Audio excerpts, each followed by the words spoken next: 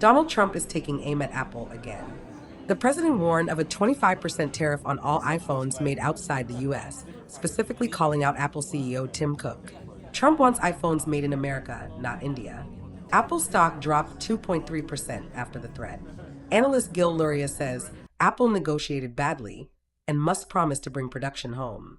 Apple hasn't responded, but the tech It world means is that watching. Apple negotiated badly. If right now, if you push the president too much in a negotiation, this is how he reacts, and he goes public and he shames you, and that is not productive. Apple needs to go back and tell the president what he wants to hear, which is, in a certain time frame, they can move production of iPhones to the United States.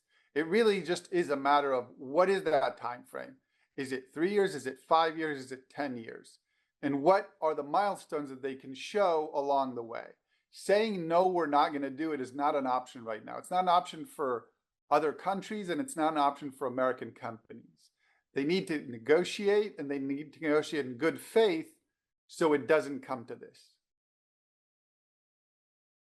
Well, it just adds to complications for Apple because, of course, Apple has already flagged that it was going to try and move a chunk more production to India because of the threat of tariffs hanging over China. And so by trying to diversify its production base, it was hoping that it could escape more onerous tariffs. But this certainly doesn't give now Apple an exit card, and it overcomplicates the matter. That's why you've seen Apple shares fall back even further. They're down by just under 20% so far this year, underlining the production headache really for Apple going forward.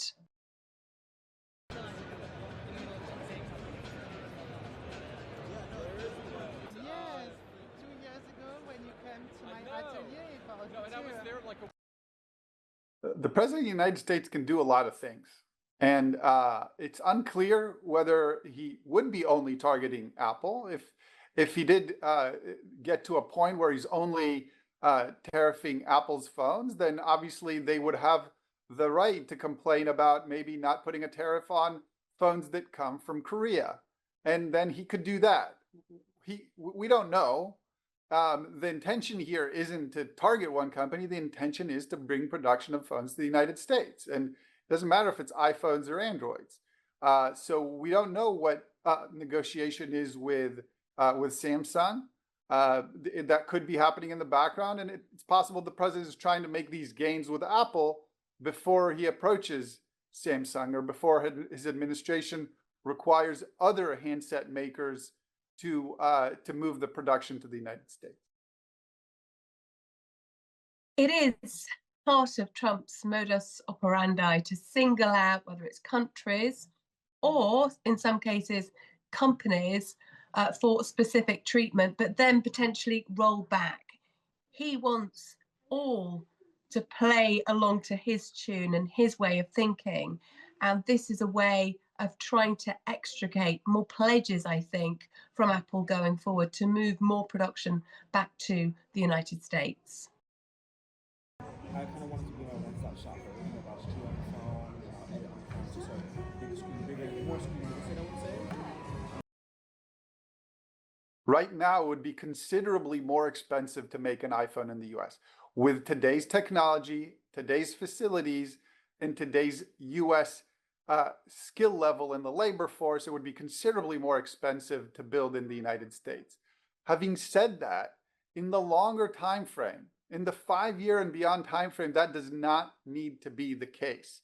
Very little of the cost of the phone has to do with the assembly labor.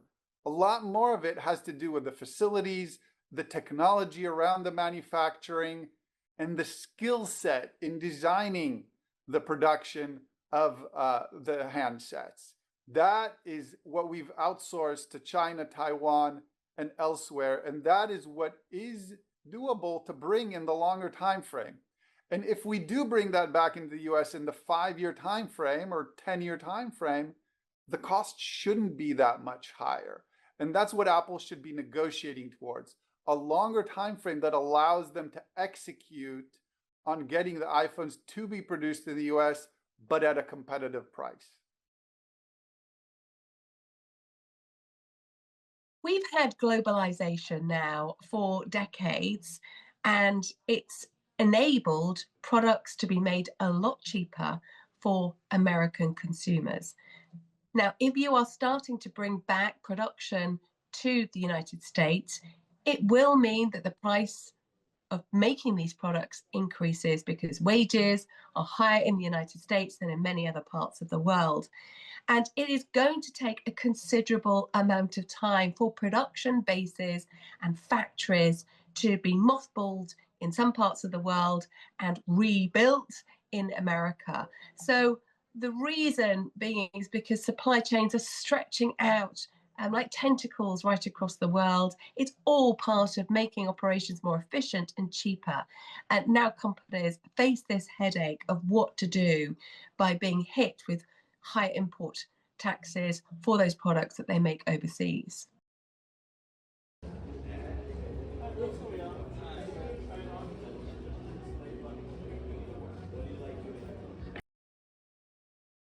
It's an issue right now. It's an issue in the short term. If the company doesn't move in the right direction, it'll be an issue in the long term.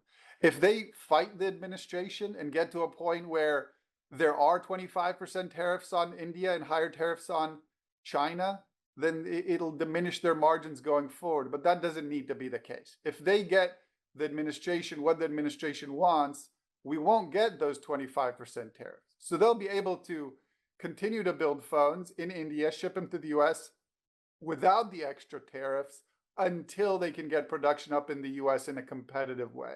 So it's really up to them.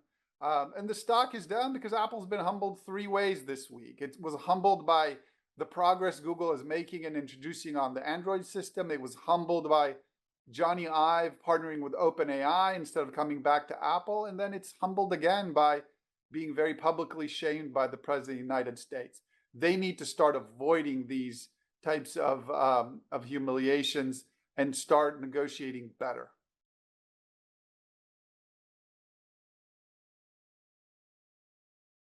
We don't yet know whether these 25% tariffs will be imposed on Apple's imports into the United States. If they are, it's likely that Apple will in some way have to pass on the costs to its customers. And of course, it will come as other companies are doing the same. We've heard from Nike about the price of some of its products rising, also from Walmart. All of this could push up the price of goods in the United States, and that is causing more of a headache for policymakers at the Federal Reserve, who are already worried about stubborn inflation. And that could mean that interest rates may have to linger higher for longer.